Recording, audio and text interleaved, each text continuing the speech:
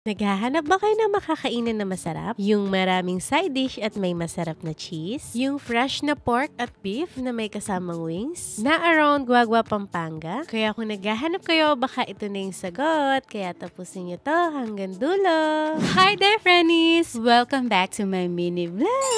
So, for today's video, is nag-crave nga ang atin nyo kaya inaya ko si Baby Cakes kumain. At dito pala kami kakain sa Justice Unlimited Korean Samgyeopsal na located sa Santo Niño, Guagua, Pampanga. No 1.5 hour away lang from Manila. Kaya tara, pasok tayo!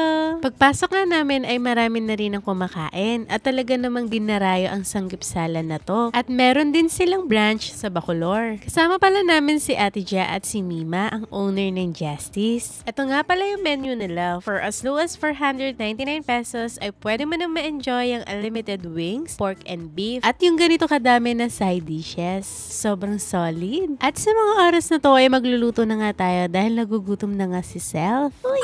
Sa dami ng pagkain na wala na sa isip ko na diet nga pala ako. Diyos ko.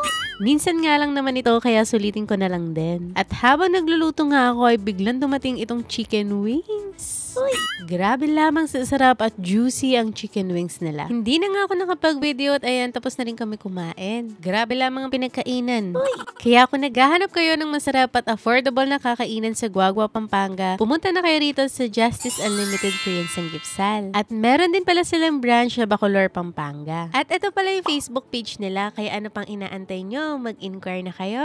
At dito ko natatapusin ang video na to. Salamat sa panonood!